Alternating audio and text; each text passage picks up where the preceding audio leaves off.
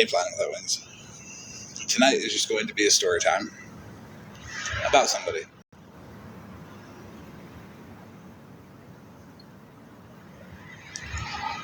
Hey, Amanda. Hey, Punk.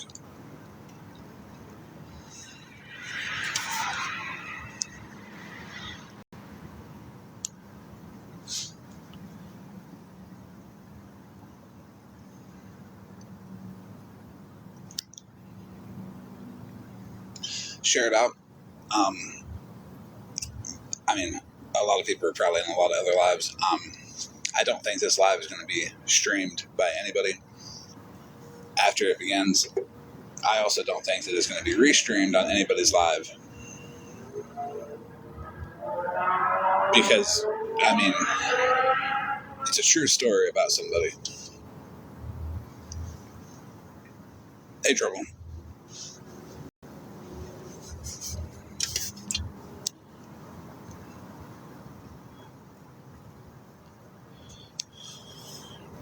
Hey, Mama Bear.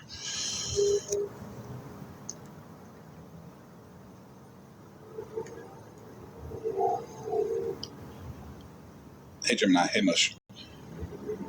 Hey, Mitch. Hey, Nikki. Can we all guess who the story is about? Hey, Karma. Yes, it's a story time. Hopefully it settles the streets down and people go to sleep when they want to be angry.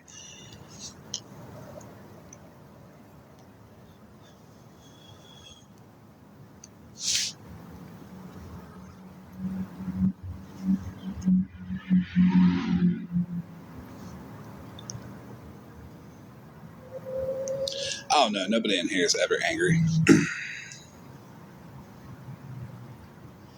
There is a couple people who will be angry about the story.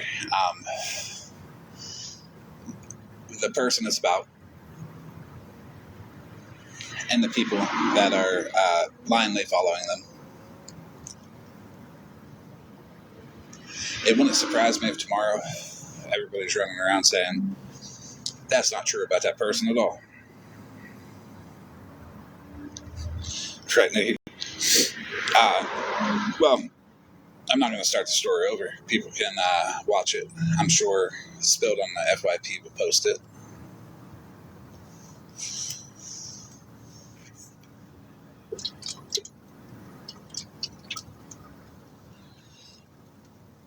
Hey, Jen. It's a rather long story, I think.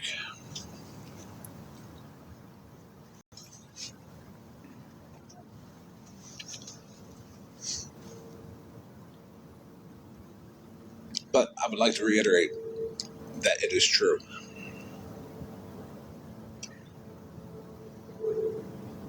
And the receipt is how that person acts.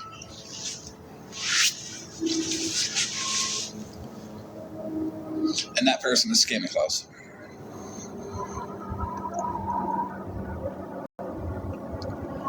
I figure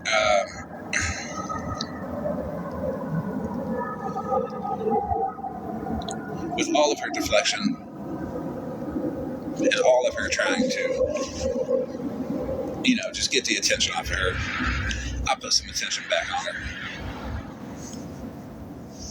Hey, Holly.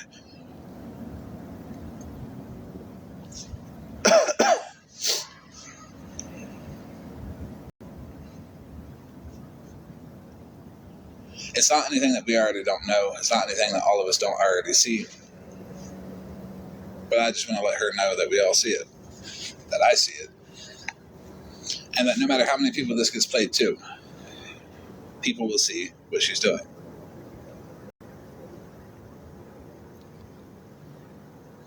Hey, bitch witch. Hey, Ron.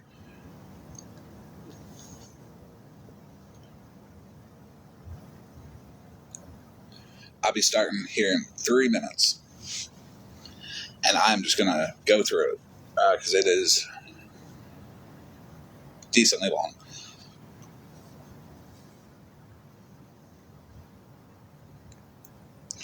Hey, Amanda. Hey, Miss Somi. Well,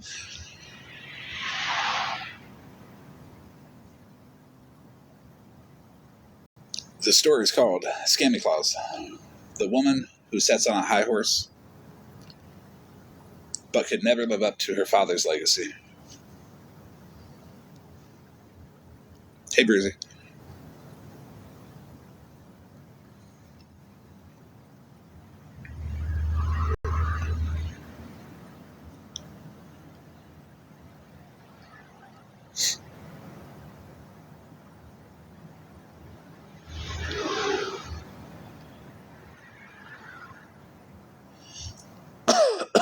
I think Scammy Claus will not be happy about this. She'll just be like, oh, he's so full of shit, but we're not going to replay it. I dare you, Scammy Claus, to replay this entire live on yours and let your people hear it.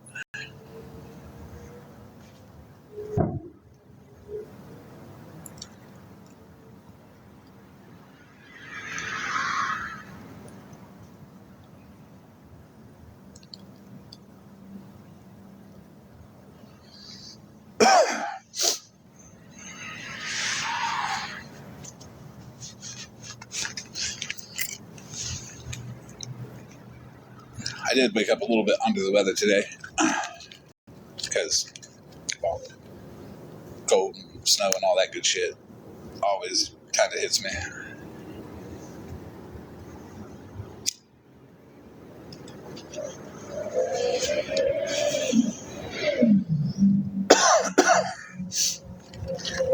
But I should be better by tomorrow. Right after I read all this, I'll be getting off and going to bed myself. If something's going around much.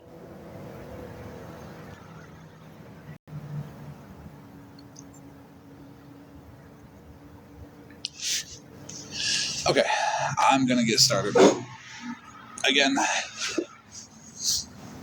bet you anything Scammy Claus won't play this whole thing on her live without stopping and interrupting every other sentence to deny. And if she does, just watch what she denies. That's what's true. That's normally what I do, is give people the opportunity to tell on themselves. But this is Scammy Claus, the woman who sits on a high horse who could never live up to the legacy of her father. Part 1. Growing up beside a local legend. Hey, Monster. Some people grow up with parents who leave big shoes to fill. But then there are parents whose shoes feel like entire amphitheaters. Whose name command respect, whose contributions define a community's identity. Her father was that kind of figure. A community pillar, a cultural fixture, a rhythm of a place. For a daughter, raised in the shadow, the expectations weren't spoken, who never asked for it.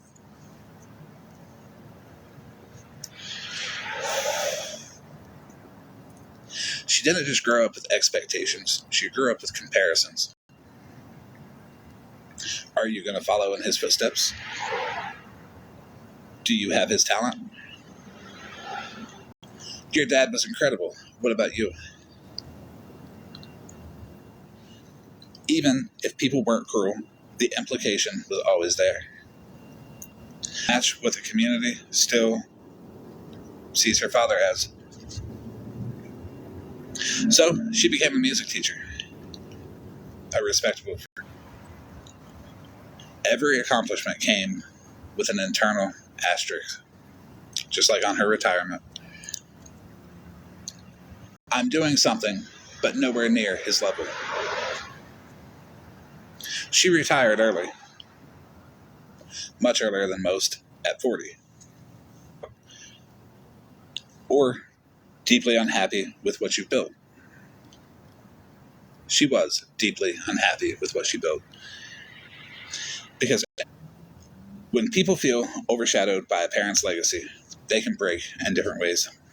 Some spend their lives trying to live up to it, some reject it entirely, and some, like her, perform a version of superiority that hides profound insecurity.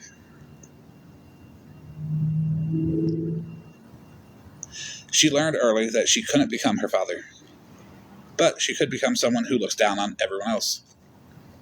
In psychology, it looks like arrogance, it looks like someone being snobby, it looks like elitism.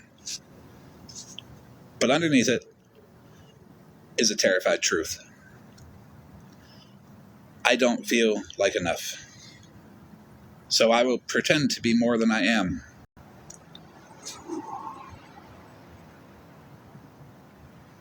She didn't achieve the legacy she thought she would, so she replaced achievement with performance. She didn't become her father, so she constructed a persona that pretends to be above the people she secretly feels beneath. Ready?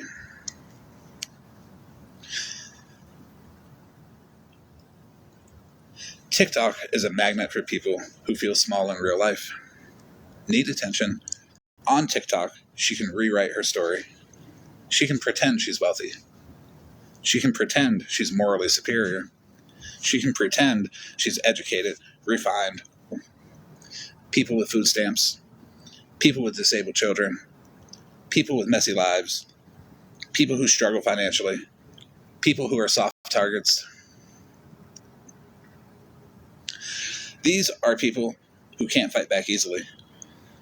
She chooses them because she knows she can dominate them. Self-soothing. When she laughs at someone in poverty, she's really saying, if I can insult someone lower, maybe I don't have two able children. She's really saying, if I criticize someone else's burden, maybe people won't see the burdens I can't manage.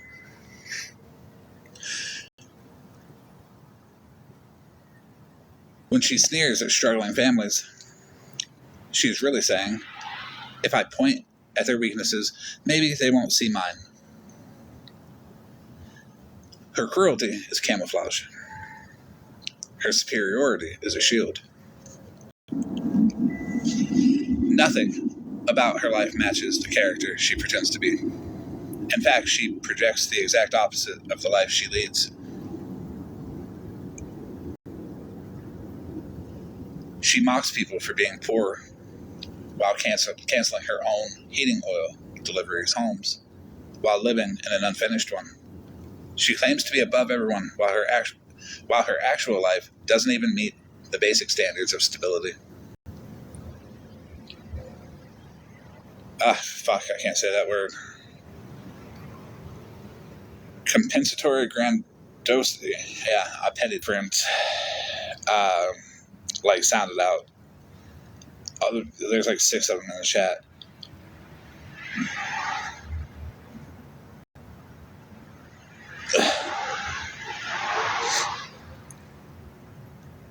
The worse things get behind the scenes, the more vicious she becomes online.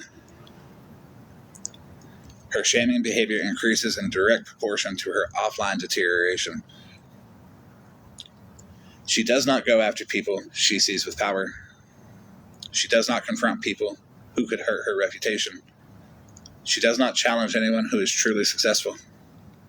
She goes after poor mothers, disabled kids, low-income households, people who rely on assistance, people with less education, people with fewer resources, people already fighting battles she never had to face. She picks victims who cannot fight back because she is not brave. She is cowardly.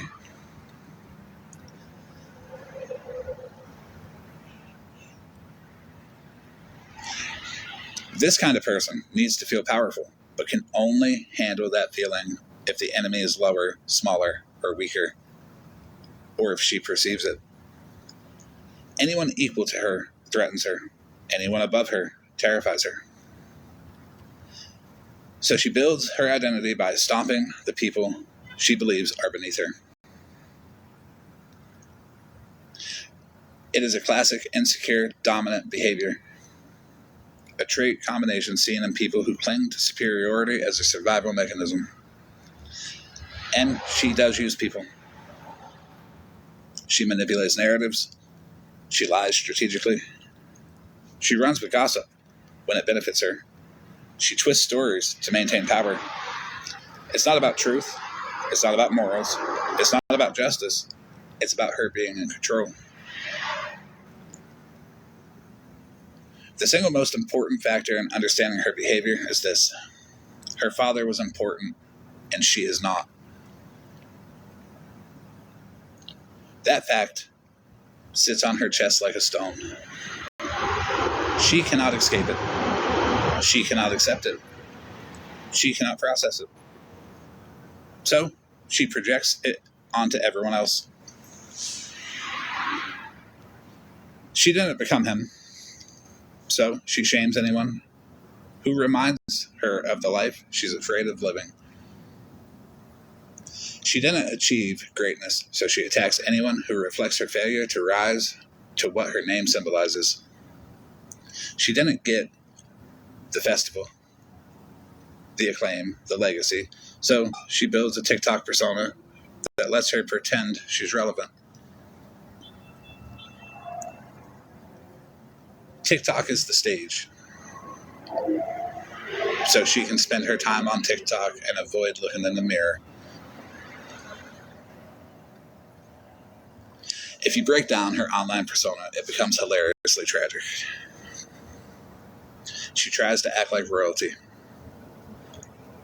while sitting on a throne made of unfinished drywall, ripped carpet, unpaid heating bills, a failing heating system, a life that contradicts every insult she throws, a financial situation she tries desperately to hide. She's not a queen. She's not an authority. She's not the high-class woman she pretends to be. She's the ruler of a collapsing kingdom, an empire held together with excuses, ego, and denial. She attacks others, not because she's strong, but because she's falling apart. Her father was loved, respected, celebrated. He inspired community, and she divides it. He lifted people up. She tears people down. He built something lasting. She destroys every space she enters. His legacy brought people together annually for a celebration. Her online behavior brings people together only to collectively recoil. She has become the inverse of her father's greatness. Where he created community, she creates conflict. Where he embodied generosity, she weaponizes cruelty. Where he inspired, she battles. Her obsession with appearing superior is rooted in a truth that she cannot escape. She is the living reminder that great parents do not always raise great children.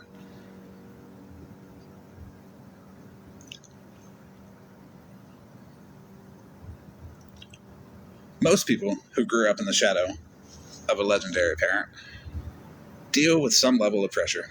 But when the parent's influence is so significant that the community worships them, when there's a festival named after them, that pressure becomes something else entirely. She didn't just inherit expectations. She inherited an identity she could never live up to. And that becomes trauma, a lifelong one. A woman who should have been allowed to just be herself instead spends her entire life compared to someone nearly mythic. Every achievement feels small, every success feels irrelevant, and every moment of insecurity becomes amplified by the unspoken truth. You never became who everyone expected you to be. This is the root of everything that follows.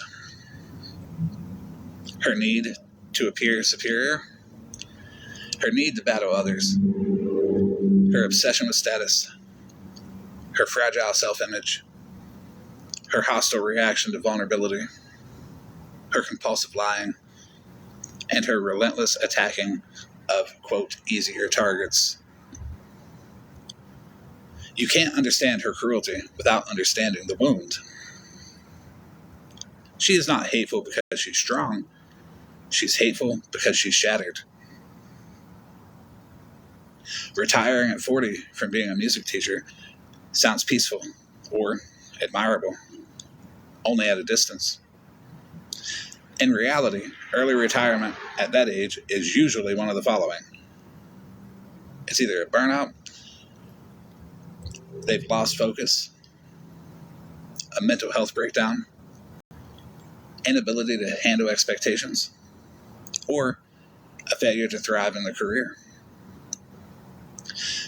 Teaching music is emotionally demanding, but it also involves performance, leadership, vulnerability, and community presence, all areas where her insecurities were constantly triggered. She didn't live up to the legend of her father. She wasn't respected the way he was. She wasn't celebrated the way he was. She didn't rise to the standard she believed she had to uphold. Early retirement wasn't liberation, it was surrender.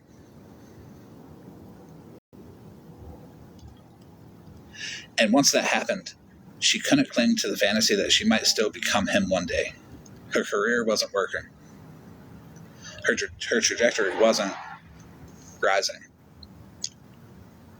Her internal narrative, I'll become someone huge, was collapsing. She gave up the career that rooted her identity, so she needed a new place to feel superior, and that place became TikTok.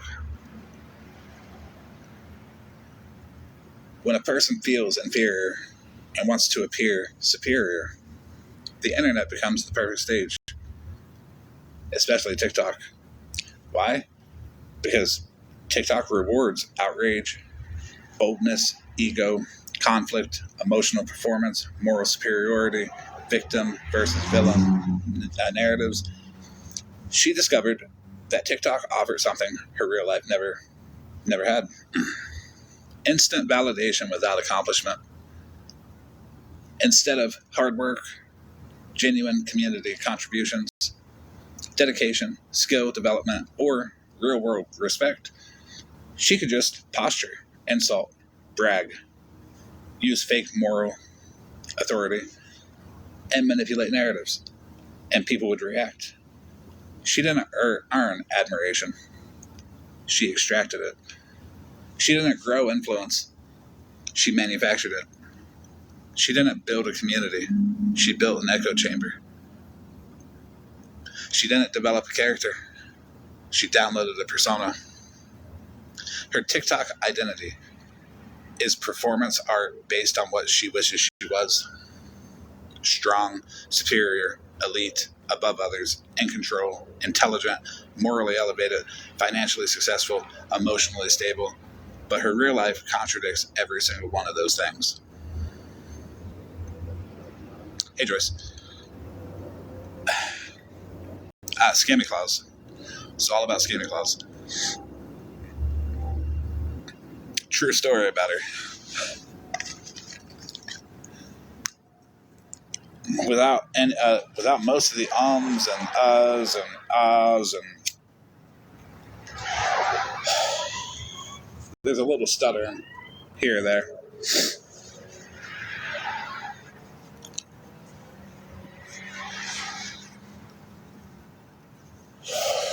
I don't know anything about Sean. I know a little bit from some other people, but I know that constant quote awareness in that style, the stalking, harassing kind, it does no good for nobody.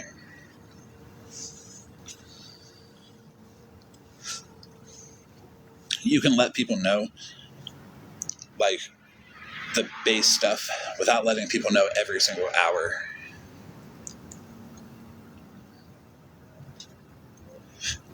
Without posting 200 videos, without just being an ass.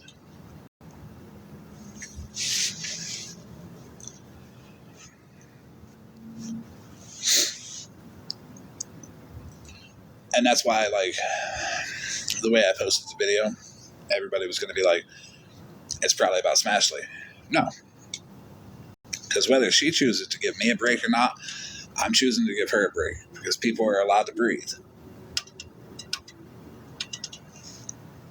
Whether they think they're going to talk about me and it's going to bother me, no, because I'm breathing either way. But, you ain't got to cover people every single night. They're just not that important.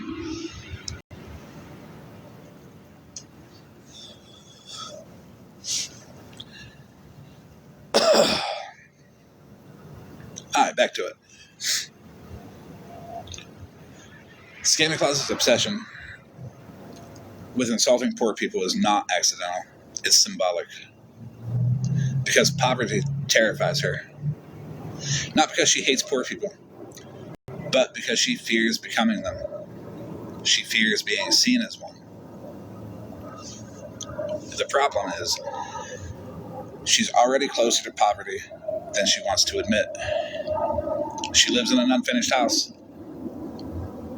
with an incomplete heating system, patched up flooring, pulled up carpet ripped up in spots, missing ductwork, uninsulated rooms. She can't afford basic home staples. She canceled auto delivery for her heating oil because she didn't have the money. She's not mocking poor people. She's mocking the version of herself she is terrified to acknowledge. Every time she attacks someone on food stamps, she's attacking her own financial insecurity. Every time she mocks a struggling single mother, she's mocking her own inability to maintain stability. Every time she insults someone with a lower income, she's trying to distance herself from her own reality. It's common. It's called projection-based hierarchy building. I can't accept where I am, so I will pretend to be above those who are struggling.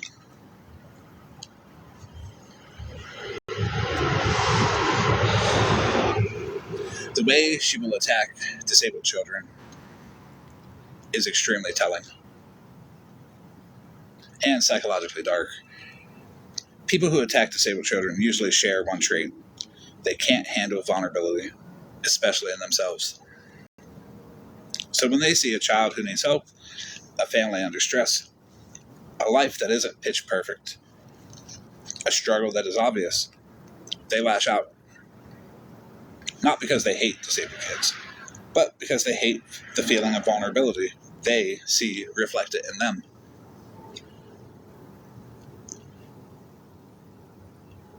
Disabled children force people to confront compassion, empathy, fragility, patience, emotional labor, the parts of life you cannot control.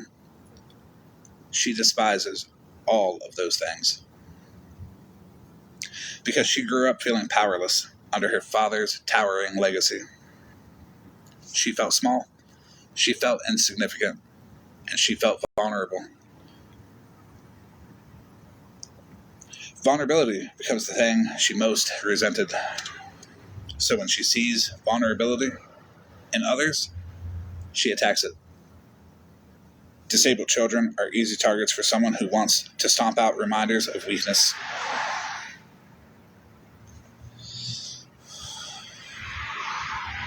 It's one of the cruelest defense mechanisms that she has.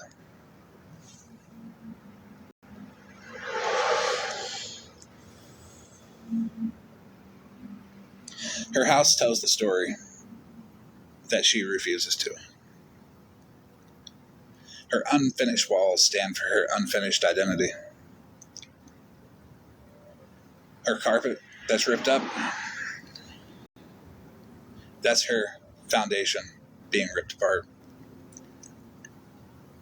Her failed heating system is her emotional coldness. Her uneven floor is her instability. Her poor insulation is her lack of boundaries. The house is a metaphor that she cannot escape. The more her real environment deteriorates, the more aggressively she pretends to be elite online. The worse life gets offline, the more vicious she becomes online.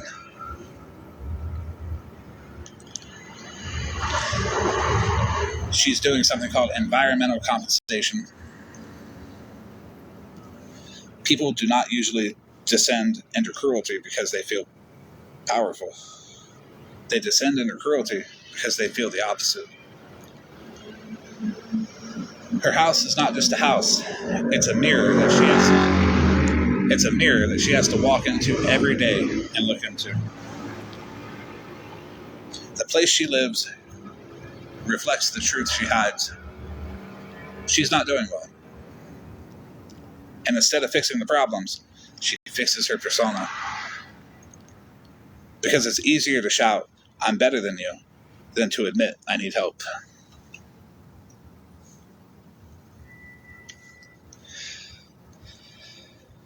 Her lies are not random. They are tools that she uses to survive with the persona that she has on TikTok. She lies strategically. She lies to control the narrative. She lies to protect the persona she has constructed. She lies to avoid accountability. She lies to keep her own insecurities invisible. Her lies serve specific functions. They deflect attention away from her life. If she keeps everyone focused on the flaws of others, no one looks at her unfinished walls and unpaid bills. She does it to maintain superiority. False claims help her uphold the fiction that she's elite, moral, powerful, and educated. She does it to recruit followers. If she presents herself as a righteous warrior, people will align with her simply because they believe she's on the right side. She does it to avoid humiliation of her real circumstances. If she admitted her life wasn't perfect, her wife sleeps in a separate room, her house is pretty much a shack, the persona would collapse. So, she preserves the persona at any cost, even at the cost of her reputation. And she does it to escape accountability. Her father's shadow taught her something dangerous. When people admire your last name, they overlook your behavior. Now she tries to recreate that immunity online. Manipulation is her only real skill. She's not her father. She's not a visionary. She's not a leader. She's not a creator. She's not a community figure. Her skill set is this: manipulate, attack, distort, shame, deflect, perform superiority.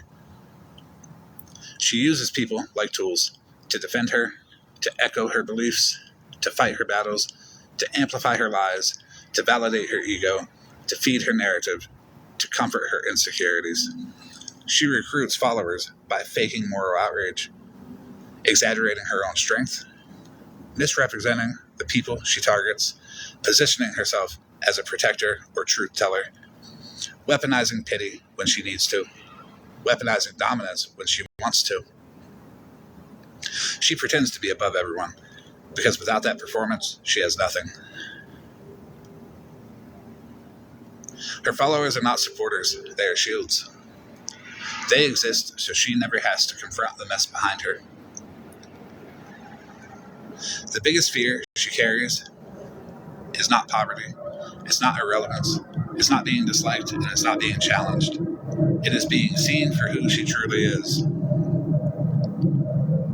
Someone who failed to live up to her father's legacy, didn't build a life she's proud of, is financially unstable, is deeply insecure, uses cruelty to cope, manipulates to survive, hates vulnerability because it reminds her of herself, wears superiority like a wig to the casino, relies on TikTok for identity, hides behind lies because truth would destroy her. The real her is someone she cannot tolerate. So she builds a character big enough, mean enough, and loud enough to drown out her own inner despair. Her financial situation is the skeleton in her closet she works hardest to bury, because her entire TikTok persona relies on the illusion that she's above the people she attacks. Better, richer, more refined, more responsible, more put together. But her real life contradicts every single thing she claims. Consider the facts of her environment. Again, the heating oil canceled because she couldn't afford it. The heating system not working properly. Rooms without vents. Sleeping in a separate room as her wife. The unfinished drywall. Unfinished flooring. The carpet ripped up. The no insulation in parts of the home. That's not the life of someone above others. That's the life of someone struggling. Not struggling in a shameful way. People struggle all the time, but struggling in a way that is completely incompatible with her public performance. And that's the threat. Because if people ever realized how unstable her real circumstances are, her superiority narrative collapse. Her insults lose their impact. Her credibility evaporates. Her followers see she's no different from them, from the people that she mocks. And her entire persona becomes laughable. Her rage online is not fueled by confidence, it's fueled by terror. The terror that someone will notice what's happening behind the front door. An unfinished house is not just a financial issue, it's a psychological one.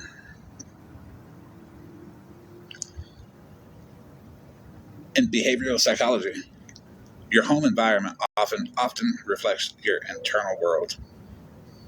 Unfinished walls is an unresolved identity. It projects abandonment, a self-image under construction but never completed. Floors with exposed subfloor, whole rooms with exposed concrete. Some rooms have torn carpet. That means instability, lack of foundation, things falling apart beneath the surface. Missing vents and heating problems, lack of warmth, emotional coldness, a deficiency in self-comfort,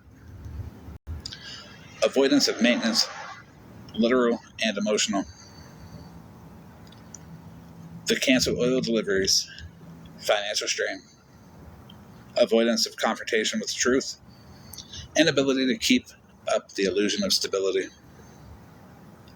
Her home is a physical manifestation of a psychological fact. She hasn't been taking care of herself. She's been taking care of her persona. Instead of fixing her environment, she fixes her image. Instead of doing repairs, she does live streams. Instead of budgeting for heat, she budgets for ego. Instead of addressing her real life, she escapes into the artificial world where she can pretend she's superior. Her home is a metaphor. Cracks, gaps, unfinished spaces, cold rooms, all of them matching her unresolved identity issues.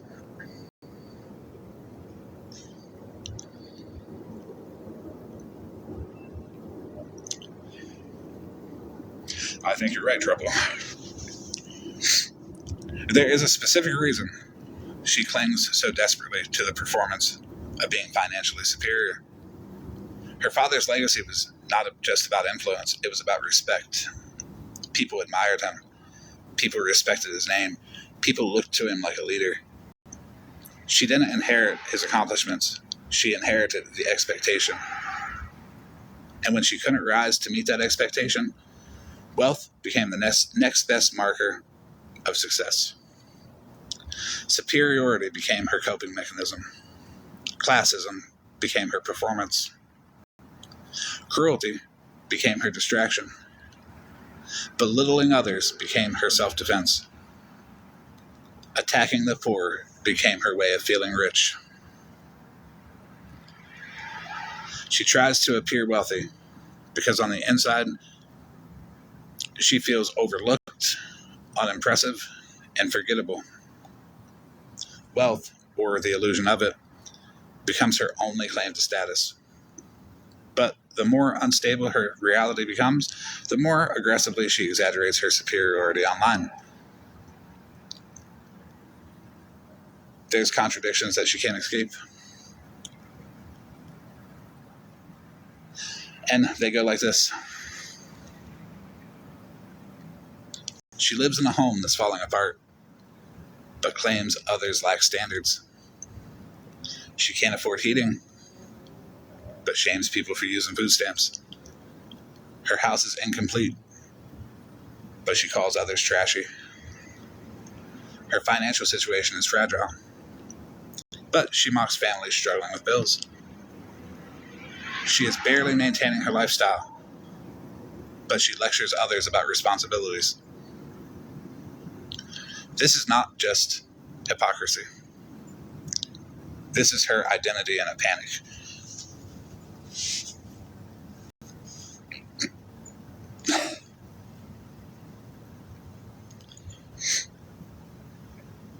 That would have been a good line.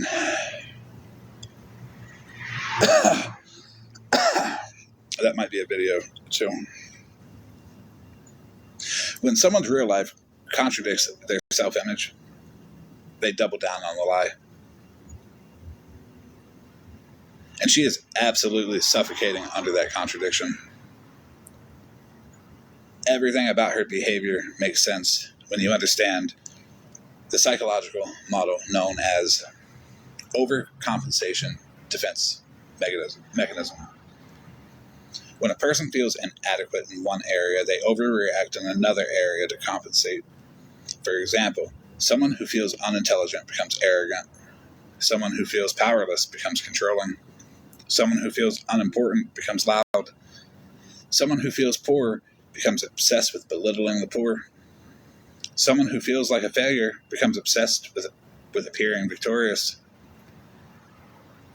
She is living proof of this model. Her internal dialogue is something like, I didn't become like my father. I didn't become respected. I didn't become celebrated. I didn't become influential. So I will create a persona that looks like I did. And to maintain that persona, she must appear wealthier, smarter, morally superior, and more successful, which means she must make others appear poorer, dumber, morally inferior, less successful. Her superiority only exists when someone else is pushed down.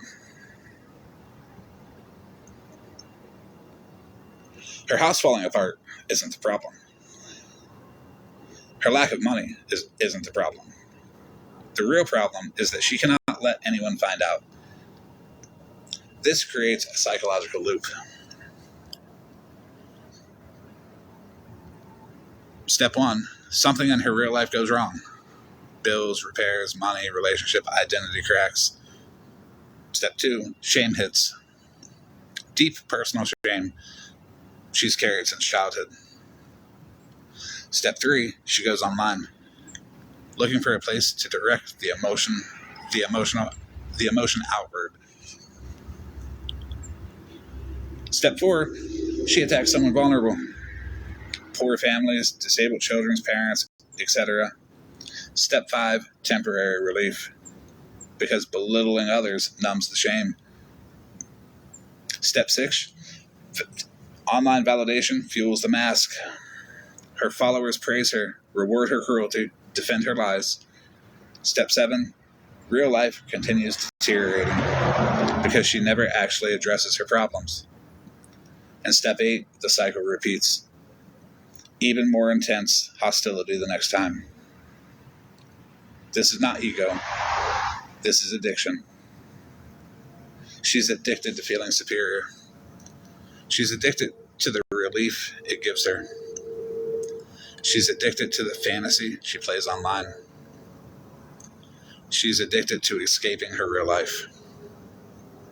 Every insult she throws online is a coping mechanism for a failing real-world reality. This is the clearest summary of her psychology. She believes she's elite. Her life is not elite. She believes she's better than others. She lives like the people she mocks. She believes she's morally superior, Her actions contradict every moral she claims. She believes she's influential. Her only influence is through cruelty. She believes she's respected. She is feared, mocked, or tolerated, but never respected. She is made up of contradictions held together by denial. TikTok is not her hobby. It is her escape hatch from her actual circumstances. Her cruelty is not random. It's self-preservation. Her superiority is not real. It is camouflage. Her insults are not honest. They are displacement. Her entire persona is not confidence. It is fear dressed up in a Santa costume.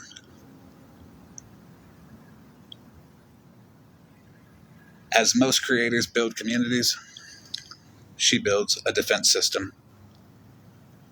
Her followers don't exist to engage, support, or collaborate.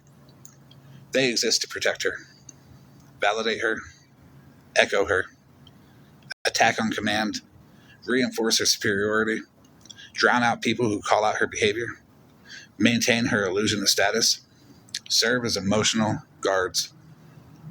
This is not a group of supporters. It's a psychological barrier between her and the truth about herself. In psychology, this is known as externalized ego scaffolding. She props her identity up using other people because her own sense of self cannot carry its own weight. Her recruitment strategy is not accidental. It's textbook. She uses trauma mirroring. She opens with vague personal struggles. Oh, I've worked my whole life, to relate to people. Never had anything handed to me, etc. I know pain. I've survived. But never gives details. This lures in empathetic people. People who want to help.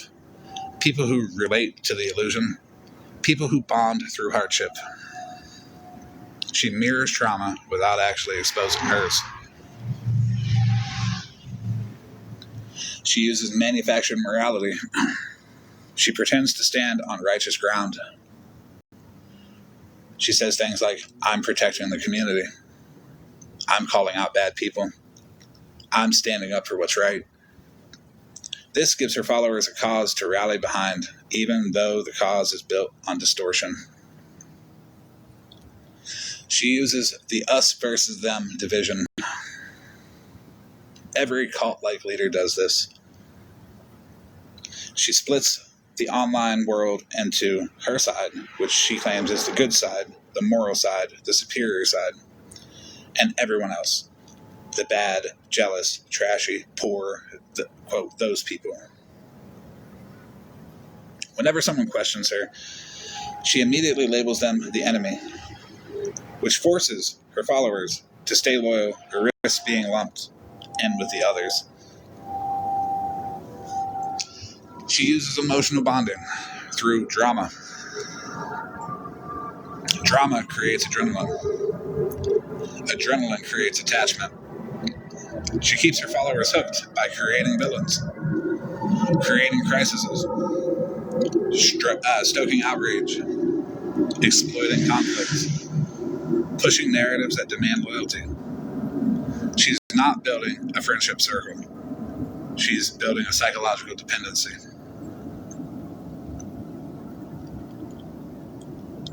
She lies so easily for anyone who has noticed. And her lies are not random. They are purposeful. She uses them as structured tools of control. She lies because they allow her to control the narrative. In her world, the first version of a story wins. So she rushes to frame things in a way that favors her. She lies to shape public perception. If she defines someone as trashy, poor, immoral, or unstable, her followers believe it without question. She lies to maintain the illusion of superiority. To appear elite, you must paint others as less than.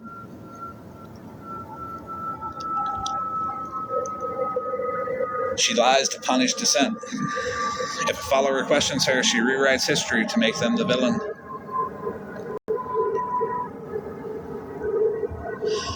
She lies to be able to rewrite her failures as other people's faults.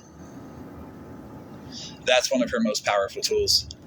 When she messes up, she blames people who are jealous, the haters, misunderstandings, drama creators, obsessed stalkers, being naive.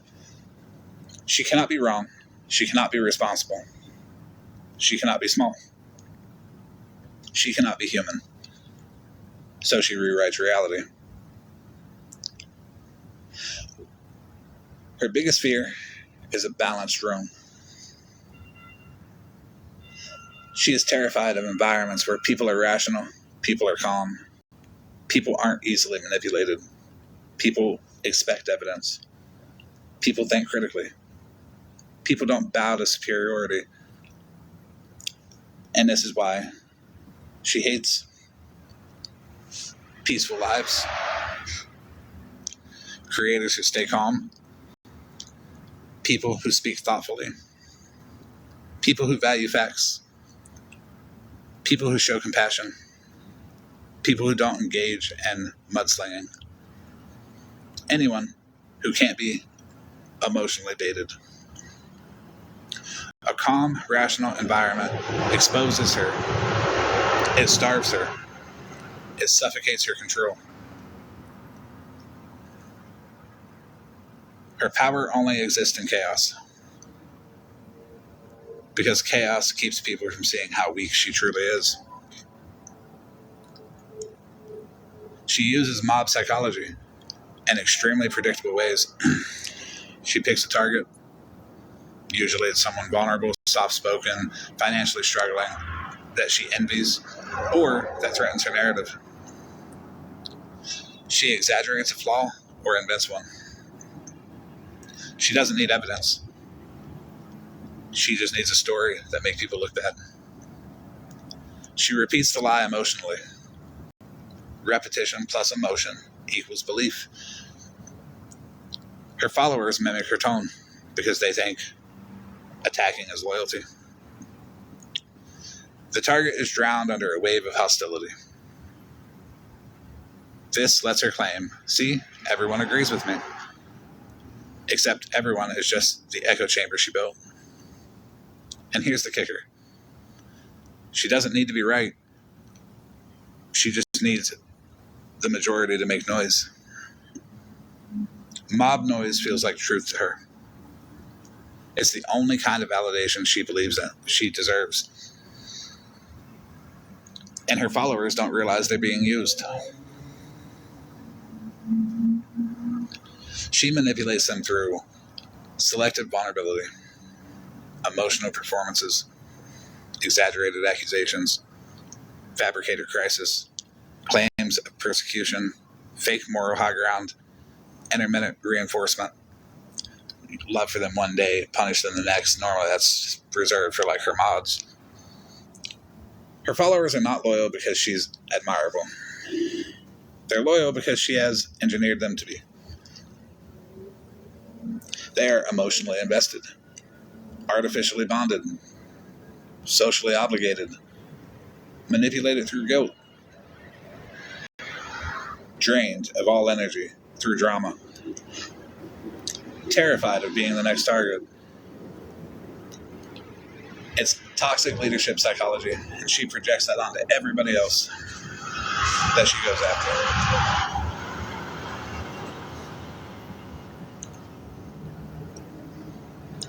She does not build loyalty. She builds fear-based dependency.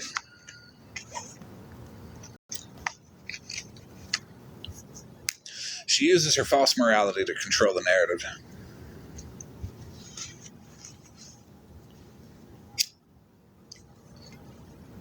I told you this is going to be long as fuck.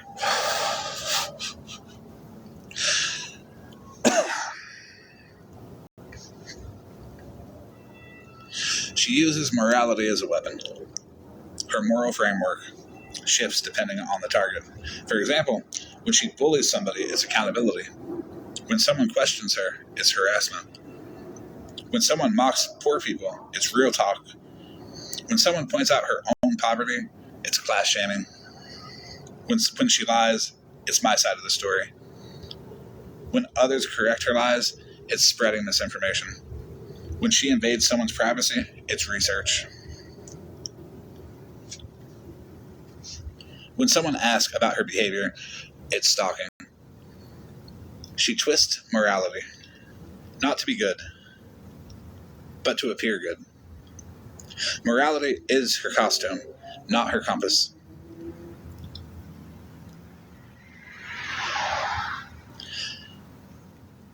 Right, trouble.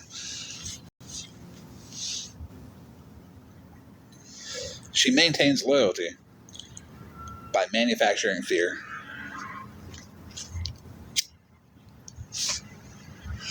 One of the most dangerous tactics that she uses is fear of isolation. She created a social environment where dissent equals betrayal, questioning equals disloyalty, disagreement is an attack, criticism is villainy, and leaving is abandonment. If someone attempts to separate from her, she punishes them socially. She ensures her followers ostracize them. She frames them as fake. She ridicules them publicly. She rewrites their story as toxic.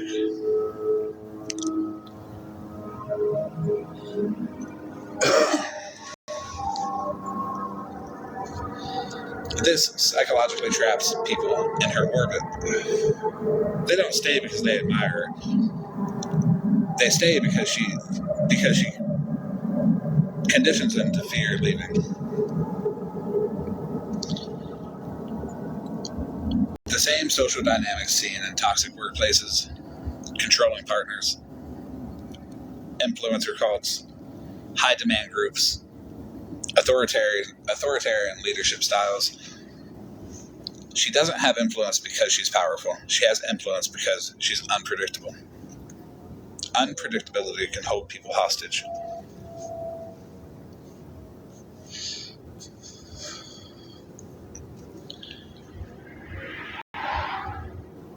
No, hold on. Don't be peaceful in the chat now.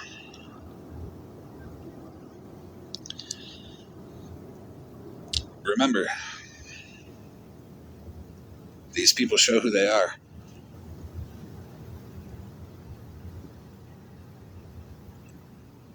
Oh no, drag people all you want, but do it responsibly, not out of anger. There's a big difference if you react now versus 24 hours from now. 24 hours now, you'll have plenty of time to critically think it through and drag the fuck out of them in a smart way.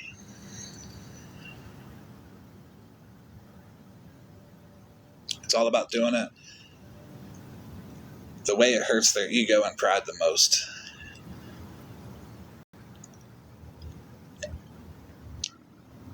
Or you can do it for fun like Santa Claus does. Hey, Brucey. About an hour, I'd say.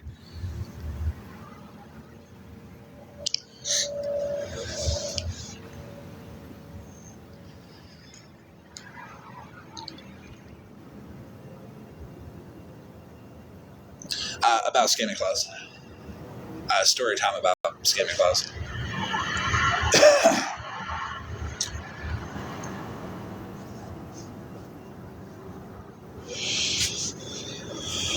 I'm on a smoke break now.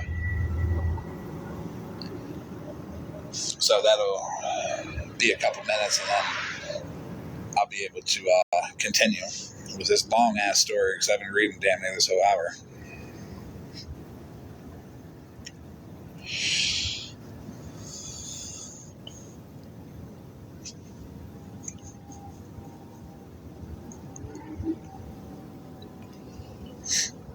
And remember, like, the biggest thing that people fear is that you see them for who they are. And if they know they're not a good person, and they know they're lying on this internet, it fucks with them all the time. Even when you're not online, it eats at them all day.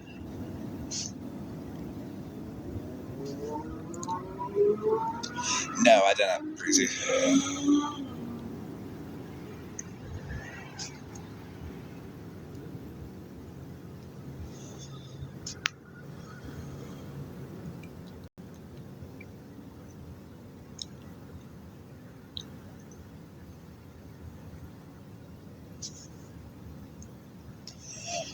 The old saying, like birds of a feather flock together, is very true.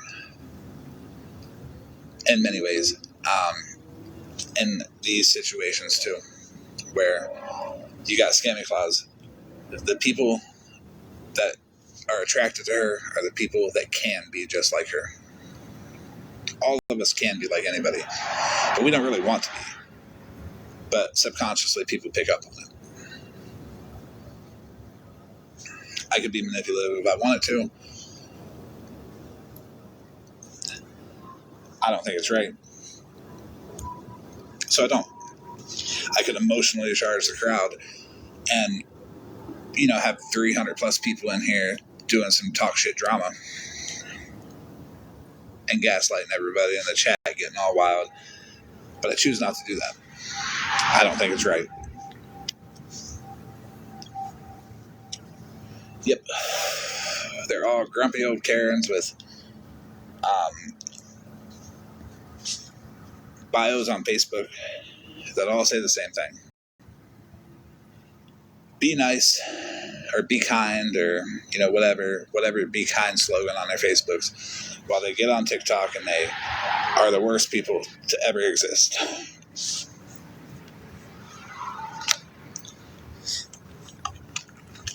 And guarantee you,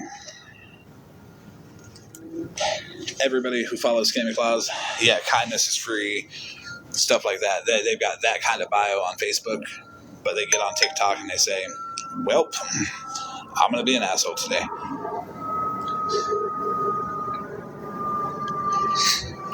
Back to the story. Live, laugh, love, yep. Why Scammy Claus can't handle peaceful people. It's one of the most revealing aspects of her behavior. She cannot handle people who stay calm, who stay positive, who stay grounded, who try to avoid conflict, who choose peace, who set boundaries, who refuse to fight on their level, who speak logically and maintain emotional composure. Peace exposes her. Peace disarms her. Peace shows who the real problem is.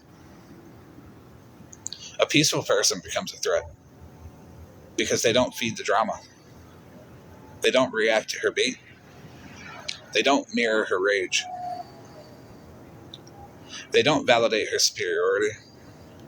They don't play her emotional game. They don't crumble under her pressure. So she must discredit peaceful and aggressively. She labels them weak, fake, manipulative, sneaky, cowards, pretending to be perfect. Everything that she is. If she doesn't tear them down, their calmness will show just how chaotic she really is. The reason she is not going to play this on her live, but she will listen to it in her off time driving in her car alone, is because it exposes the truth about her.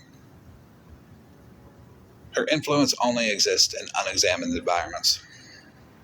The moment you analyze her behavior, the lies become obvious. The manipulation becomes predictable. The superiority becomes hollow. The persona becomes transparent.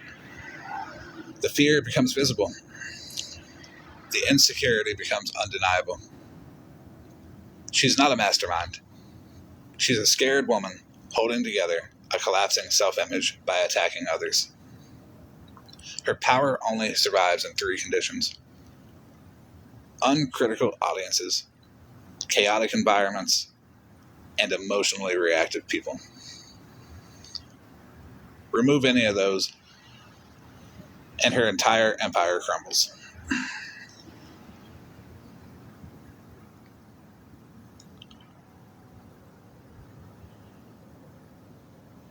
Scammy Claus is the daughter who could never become what her father was. Everything begins with the wound that she carries. She was born into a shadow so large that every accomplishment felt trivial. Her father wasn't just respected, he was celebrated, and still is every year. He has a festival named after him. He became a part of the cultural memory of an entire city. She never became that. She was never going to. And deep down, she always knew. This is where her psychology split. She admired him, but she resented him. She idolized him, but she felt erased by him. She was proud of the legacy, but she felt crushed by the legacy. Children of legendary parents either rise triumphantly or collapse inwardly. She collapsed, and that collapse became her identity. She tried to turn it around by becoming a music teacher like her father. It was her attempt to be close enough. If she couldn't become him, she could at least live next to him, in his world. Teaching music honored his path without competing with it. But it wasn't enough. As teaching music is respected, it's not celebrated in the same way that festivals and legacies are. She wanted applause, not employment. She wanted recognition. She didn't want the routine. She wanted admiration, not lesson plans. She retired at 40, not because she was done, but because she was defeated. Her dream of becoming someone revered evaporated. Her career didn't elevate. Her identity wasn't fulfilled. Her father's shadow remained just as big. Her own imprint on the world remained small. Her early retirement was the moment she accepted the truth. She was never going to be him or anything like him. That wound never healed. Instead, it manifested into the scammy Claus that we see today online. One that doesn't live the life that matches the persona that she portrays on TikTok. Because once she realized she couldn't become the person she thought she'd grow into, her life began breaking in ways that she still refuses to acknowledge. Her home environment, the unfinished walls and the ripped carpet, the failing heat, is not neglect, it's symbolism. It shows that she has stopped investing in her real life. She stopped building herself. She stopped repairing what's broken in her life.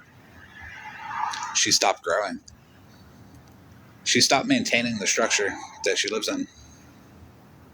She stopped maintaining the structure that is her real life identity. She stopped caring about reality. Because reality, she was losing in that. She switched her life's energy from living to pretending. Why fix the house she lives in when she can fix the image she shows the world? Why confront the truth when the lie feels better and it pays more attention? Her TikTok persona was not created to entertain people.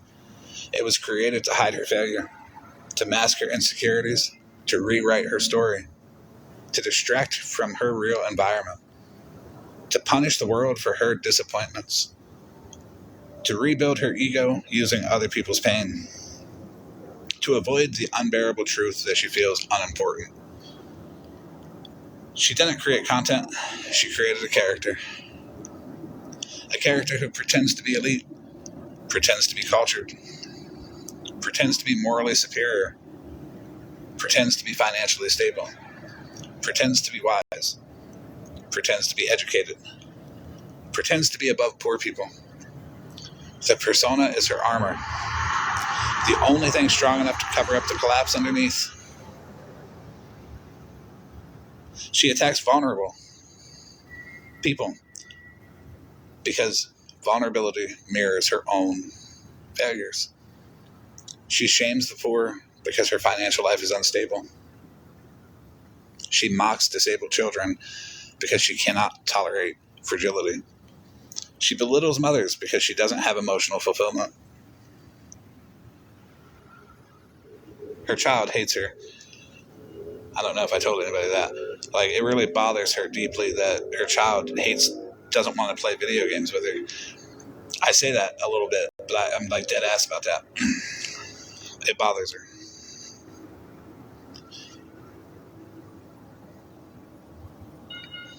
She ridicules struggling families because she relates to them more than she admits. She's not attacking them because she despises them. She's attacking them because she despises herself. This is not hatred, it's self-hatred. And she displaced it by projecting it outward. Her cruelty is therapy for the version of herself she refuses to face. And then she has her followers who are not supporters. They are psychological hostages. She manipulates them with guilt, fear, division, crisis creation, moral posturing, narrative control, emotional volatility, performative outrage, reward and punishment cycles. She doesn't lead. She tries to dominate. She doesn't build community. She weaponizes it. She doesn't inspire loyalty. She manufactures it through fear. Her power only exists because her followers don't know her real life. They don't question her narratives. They don't disobey. They don't critically think. They are conditioned to agree. The moment they see through her, she loses everything. And at some point, she always does.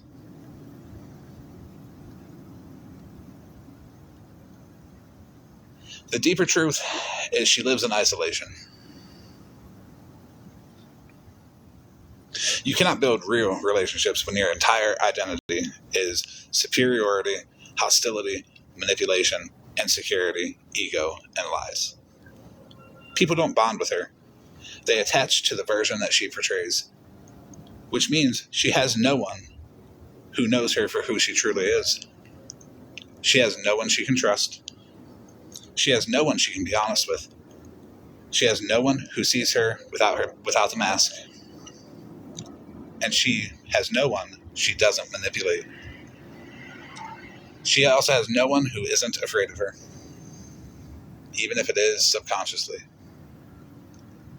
She lives surrounded by people, and yet is deeply and permanently alone. The loneliness fuels everything. If she ever put down the persona, the fact that her wife sleeps in another bedroom would be an unbearable thought.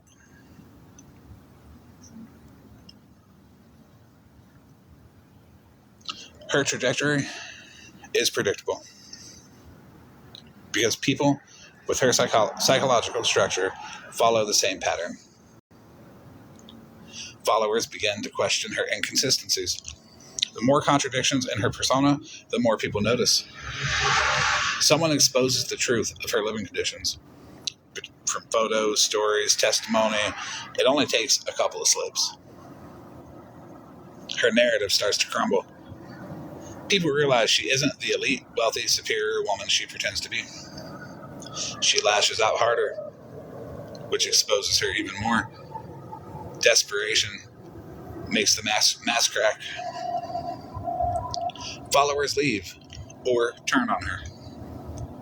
Once fear and illusion stop working, loyalty evaporates instantly. She spirals into blaming, victim blaming, and moral panicking. A meltdown disguised as righteousness. She becomes socially isolated. The echo chamber collapses. The mob disbands. The facade falls away. She is forced to face herself. With no audience, no followers, no armor. The woman underneath the persona is exposed. And the woman underneath is insecure, fragile, ashamed, angry, unprocessed, emotionally neglected, unfinished, like her house, unloved, even by herself. The collapse is inevitable because her entire identity depends on a lie she cannot maintain forever. Here's the real psychological core. She was created by circumstance.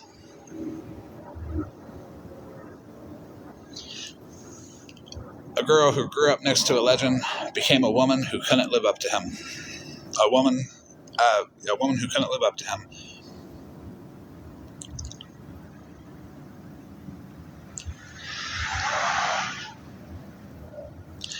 The woman that couldn't live up to him became someone who attacked others to feel powerful.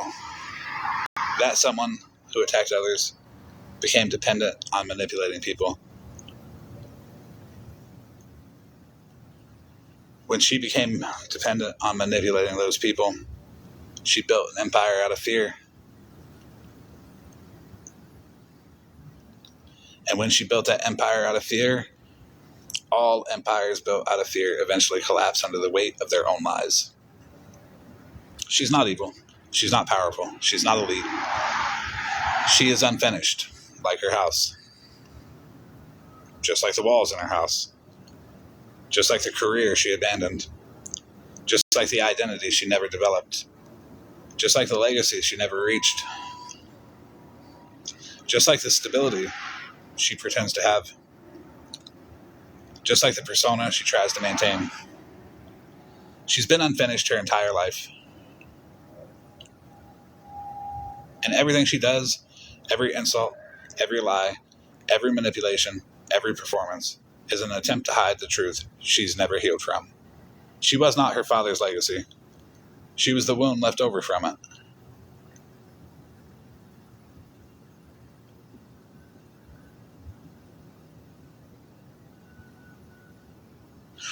Miss Justice, you might as well tell people who you are. We're pretty open over here. Like, ain't no shame in who you are. If people don't like you, you're still welcome. Because we're respectful here.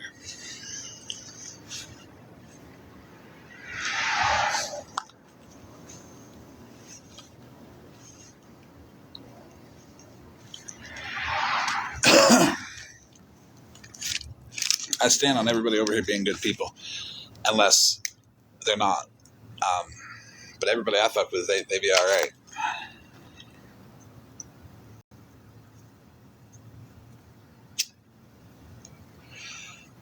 This cigarette break, and then we're on to the last part. Hey, Spread, how are you?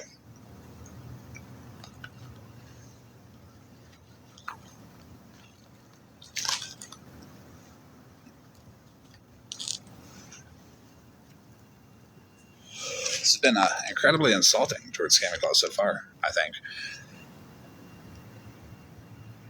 Thank you, Spread. How is your night going?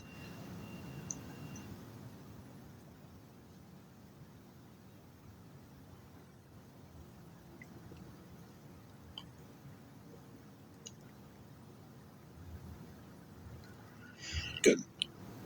Glad to hear it.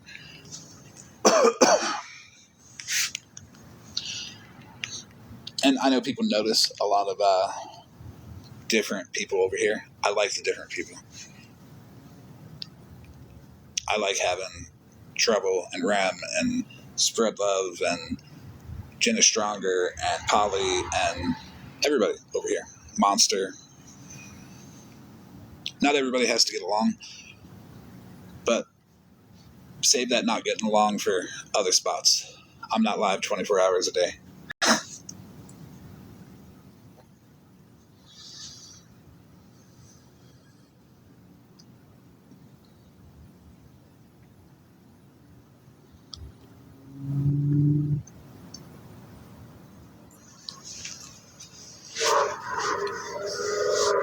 I think it's a healthy environment where we can all disagree politely or agree politely without the anger, without getting mad at one another. Because honestly, after these lives end, we kind of all just go do our thing, and that's how it should be.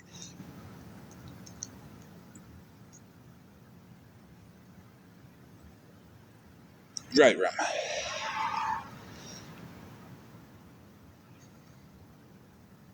I try to stop that before you get too pushed.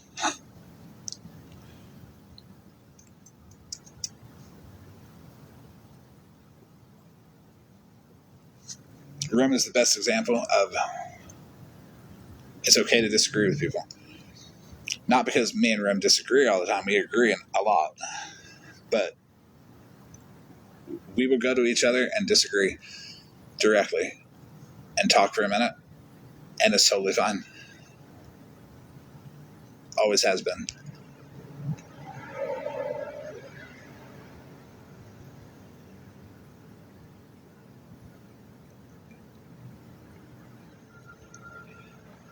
I don't know if I bring people together. I wouldn't say that. But I like a lot of people that people are really loud about, like being hateful towards. When I met Rem, the Scam Slam was really loud about not liking Rem. And I ain't seen nothing wrong with Rem. And we've been good ever since.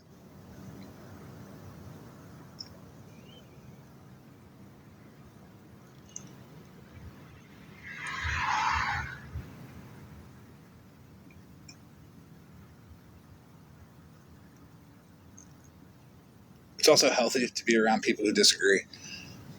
I think that's one thing that everybody should like take away. If you're in a room and you see everybody in the chat agreeing, you might want to window watch and get the opinion for yourself, because that cycling chat can reinforce lies that aren't necessarily true. People do it to cover up their motive when people stream people and call them beggars and are really down on them and bully them and get them triggered so they get more gifts. And they do it for profit, but then they say they're not doing it for profit. They're doing it for awareness and the health of the person.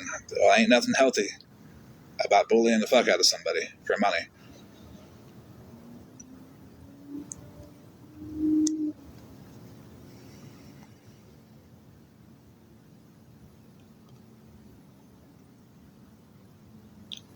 Hey, Jeremiah, how are you?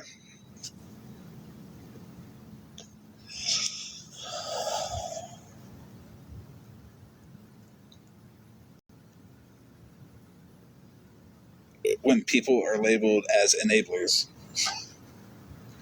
it's weird to me. And anybody can use the verbiage all they want. I'm not going to correct anybody, but to me, it's weird because Spread Love was labeled an enabler, but all she was doing was going in and saying kind things to the people that were being streamed and getting hate for it.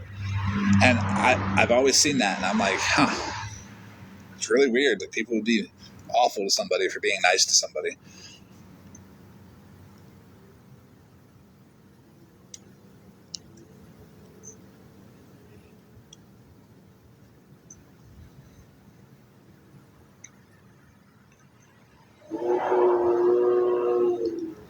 Right, Mush, I will have a conversation with anybody. That's how I feel, Spread. Lisa Richards as an example. It ain't none of my business to micromanage her life, but I can like her. And I can want the best for her.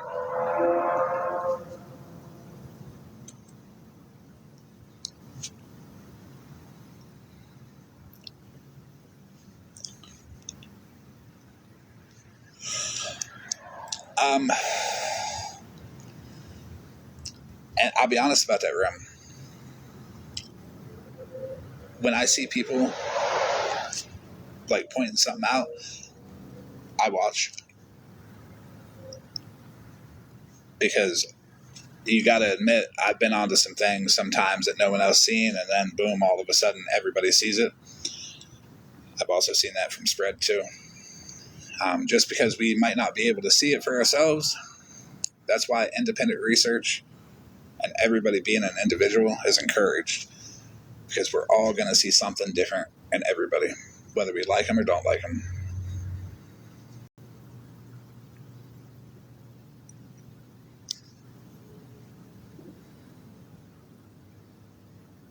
Oh, I know.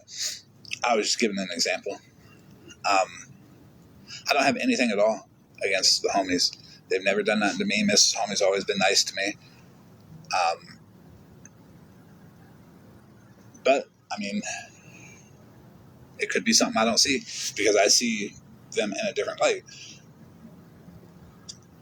Now, it also doesn't mean that everybody's got to jump on it, but it is important that flaws are pointed out.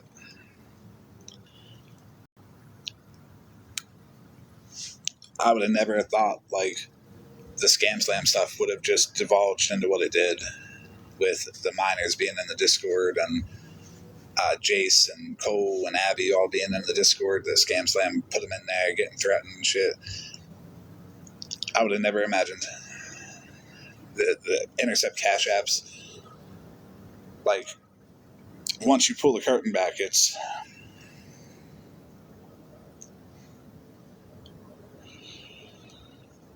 all clear. Yeah. Yeah. Scam Slam had Abby, Cole. Abby was an adult, but Cole and Jace, that were minors, in a Discord to record their mother and use that content for her online content.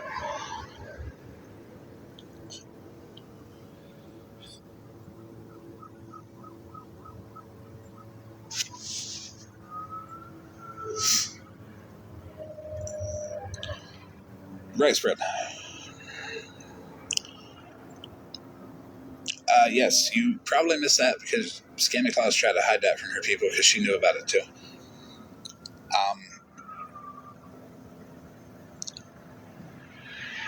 I think the best way to help Lisa would be to be kind to her and be encouraging to her and show her that even if she gets better, people aren't going to hate her.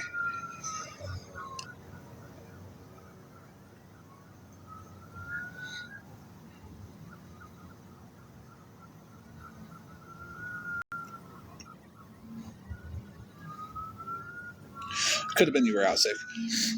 Um, Now, I don't remember Crime Jewel. They told me that I posted like 2 comments from them a couple years ago. I probably did. Uh, I don't remember what they were though. But the way I operate is I don't go after the followers harshly, so I don't really remember mods or people who support it. Everybody deserves people to support them. And when people go for the people that are around them, that's one of the worst things that people can do. Because you're showing that you can't take that person on directly. You have to go around and spread misinformation and try to pressure people away from them to isolate them. Because you fear a large number of people and you think that that large number of people is what makes that person who they are. In a way, it is. But none of us use the mob mentality.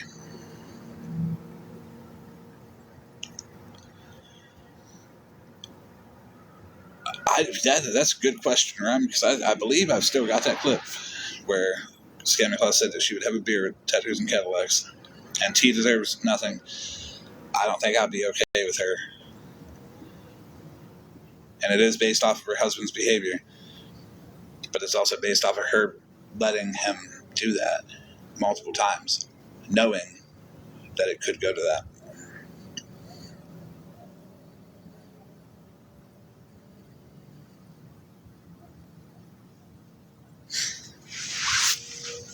We might need to find it. A race to see who can get it first. Okay, I'm going to move on to the last part of this.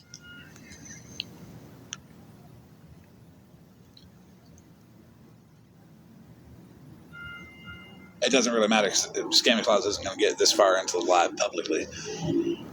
because she'll be too embarrassed. She'll be like, oh, fuck, people are going to see me. She'll listen to it privately, though. Every mask has an expiration date. Every constructed persona dies. A persona created out of insecurity is temporary by design because it relies on constant validation, constant performance, constant enemies, constant conflict, constant projection, constant narrative control. Life eventually demands authenticity. And authenticity is the one thing Scammy Claus cannot provide. Her persona isn't built for a lifetime. It's built for survival. And survival strategies fall once the environment changes, the audience matures, the followers get tired, the lies become too obvious, the contradictions pile up, the mask becomes too heavy, or someone reveals the truth. It may take more than one person to reveal the truth, but everybody who does plays just as big a part as the last one. Her mask is rotting from the inside out. It's rotting before the outside world sees it. The fall of someone like her never happens in one dramatic moment. It happens through accumulated fractures. There are normally 5 cracks that break every mask. It's when her followers outgrow her and shift to more mature content. Followers begin noticing the inconsistencies, the lies, the hypocritical behavior, the cruelty that goes too far, the unnecessary drama, and the contradictions in her backstory. People mature, audiences evolve, followers gain perspective.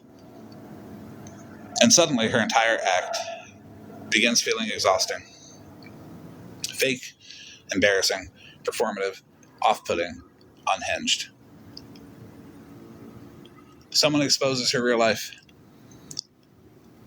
Eventually, someone reveals photos of her house, stories from people who know her financial problems, her unfinished structure, her canceled heating oil, the actual state of her living environment, the hypocrisy between her insults and her reality. This is catastrophic for her ego because her entire persona is based on superiority. Once the illusion is gone, her authority dissolves.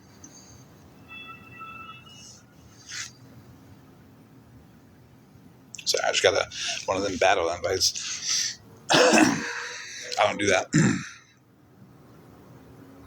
Her followers split into groups, normally 2, when the truth come out about her.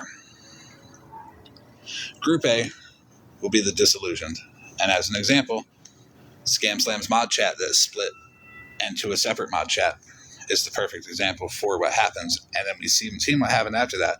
It happens all the time. These people say things like, she lied to us.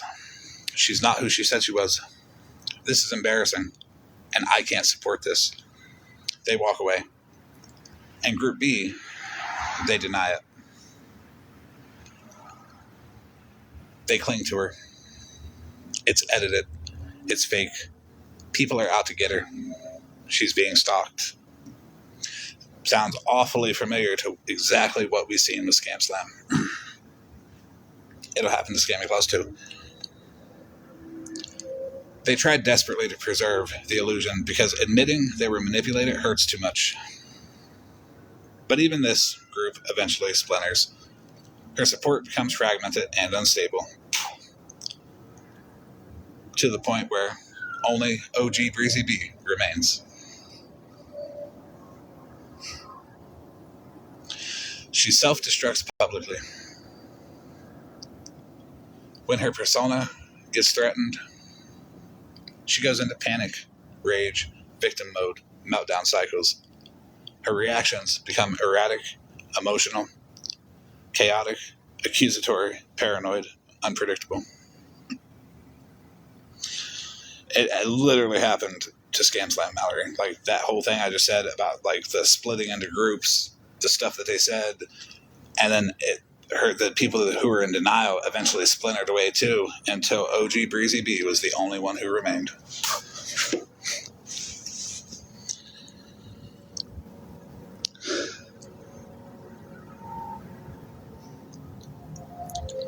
These meltdowns make her look worse, which causes more followers to leave, which triggers more meltdowns, which accelerates the collapse. The isolation hits her harder than she can handle. People who claim to be influencers like her depend heavily on constant attention. Attention becomes the oxygen for the online persona. Once she loses an audience, a cheering squad, a mob army, daily validation, people to manipulate, people to project onto, she loses access to her coping mechanism.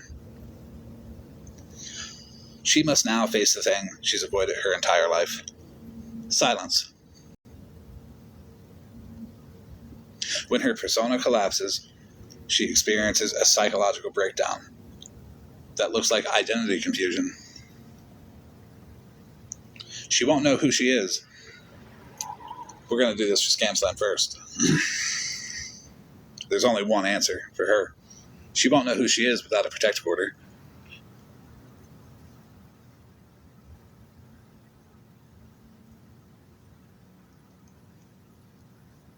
Now back to Scammy Claus. But not back to Scammy Claus. Notice how this all happened to Scam Slam, and then she reformed her identity with a protective order. It became her entire identity. She waved around that piece of paper so much she got paper cuts.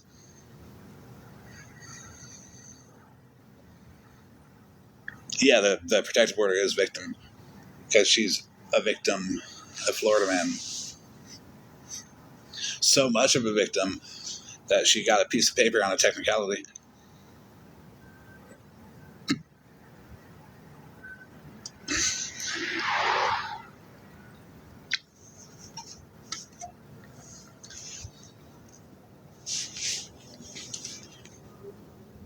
Anyways, back to Scammy Claus. She won't know who she is without superiority, performative morality, her elite act, her audience, her enemies, her narrative control.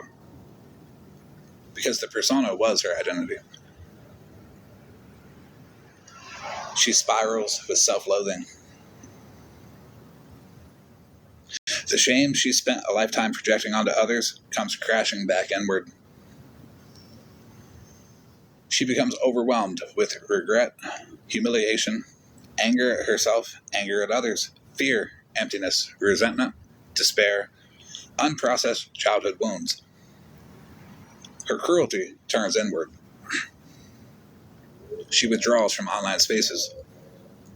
She will leave TikTok temporarily, telling people, I need a break. I'm tired of drama. I'm focusing on myself. People are obsessed with me. But in reality, she's retreating because her ego is shattered. Her lies were exposed. Her superiority collapsed. Her supporters dwindled. Her enemies no longer fear her. Her persona is unstable. Her persona is unsustainable. It doesn't feel worth it for her to try to rebuild publicly, so she would try privately. She makes a desperate attempt to rebuild the persona. She may return with a protective order in the air, waving it with a trophy, crying, screaming, this is who I am now. Fuck, we went back to Scam Slam. Back to Scammy Claus.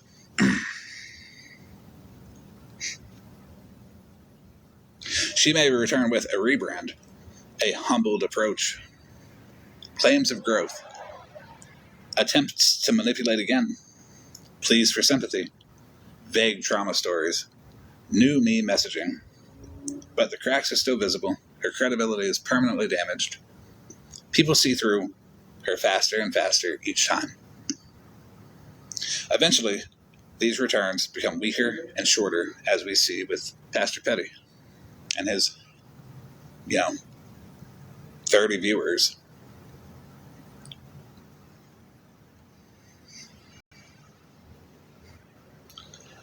It becomes a permanent instability. By the way, there's nothing wrong with 30 viewers. It's just Petty was always focused on the numbers, and it's fun to see him not get what he wants.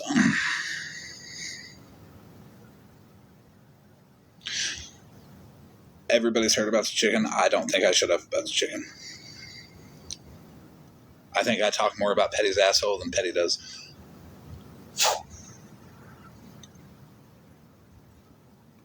Without a persona to hide behind, she must finally face her financial problems, her failing home, her emotional wounds, her failing marriage, her loneliness, her lack of purpose, her unprocessed resentment, the legacy she never lived up to. It's a psychological freefall. She may lash out at family, blame the world, sink into depressive spirals, cling to the past, retreat entirely, attempt a final desperate comeback, or disconnect from social spaces. Nothing stabilizes because nothing was ever built on truth. Yes, it's true.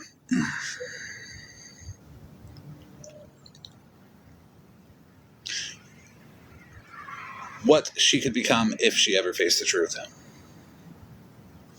Most people like her never do. They die with the mask still on. But if she ever confronted the real wound, the one created by her father's legacy, a transformation becomes possible.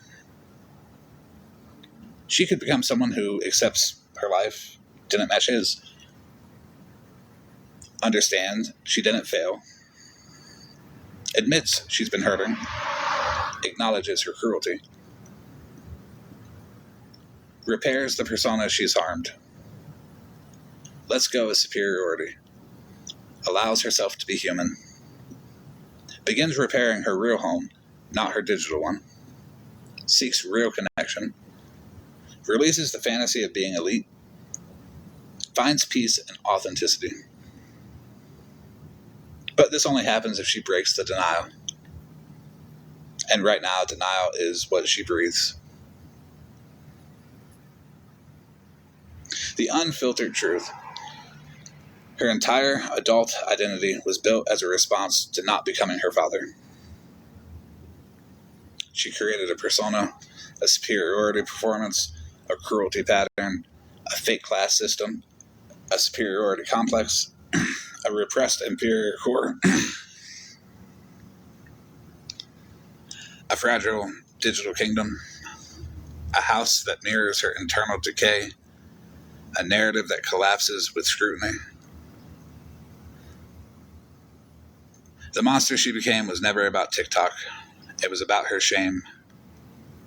It was about how she compared herself to her father. It was about her failures, her insecurities, childhood expectations, adulthood disappointments, financial instability, emotional hunger, lack of fulfillment, fear of being ordinary. TikTok didn't create her. TikTok revealed her.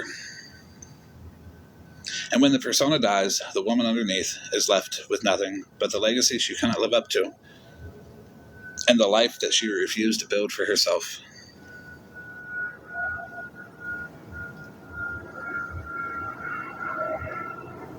The only thing that she is held together by is performance, projection, and denial. Once the performance ends, she is forced to face the one truth she has run from her entire life. She was never the legend that her father was. Just a lesson to us all to be appreciative of what we as humans can accomplish as individuals. And that's that. Hopefully she listens to that over and over. I know she will.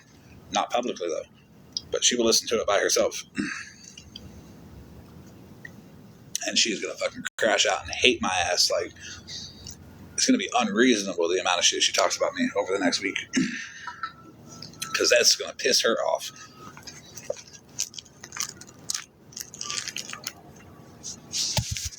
She might not even get to the last part. She probably going to get part 1 and be like, this guy has to go. A lot of other people that you've seen it happen to, petty for the BS. A lot of people. Smaller versions of it. Got any expectations towards anybody to be anything but who they are? No, Scammy Claus.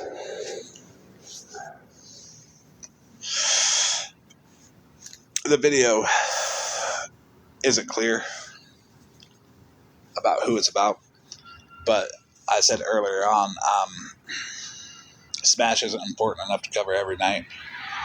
People deserve to breathe. If we beefing forever, then we beefing forever. But even when I was beefing with Mallory, I'd disappear.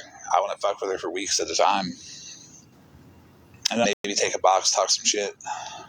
And then the Cheeto shit happened, and I made like 1 million Cheetos videos. I thought they were funny. A lot of inspiration there.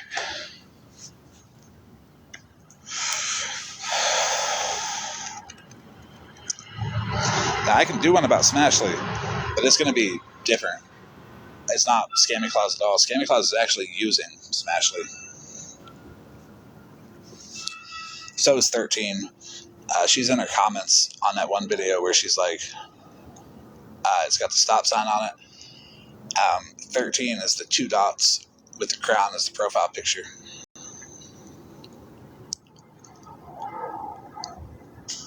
I don't think Smashly knows that.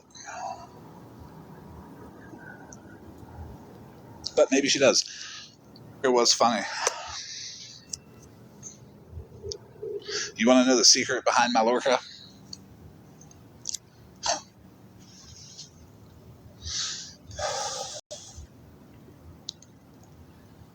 It wasn't totally my idea. With permission, I used it. Someone else said it. But I did put the face on the whale, on the orca. Did you see Mallorca's newest video? And I'm like, who? Thought it was the funniest thing ever, so I went and made the meme. And I'm like, hey, do you mind if I use that? And she's like, yeah, sure. Don't tell her it came from me. I'm like, fair enough, and I never did.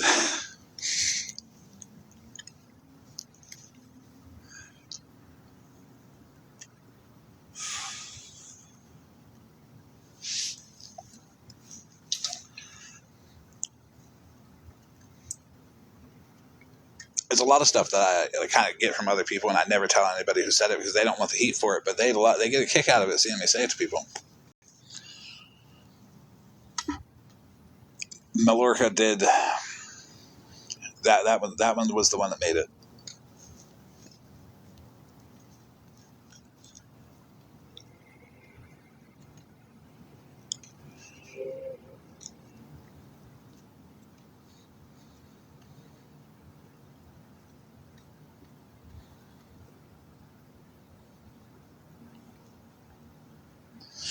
But it's 2:30 in the morning. I am going to go to bed, probably, or be in some random live later. Yeah, there was a whole petting zoo I made about Mallory. Because my beef never really got super, super, super personal with Mallory. It was always just like fucked up memes and jokes.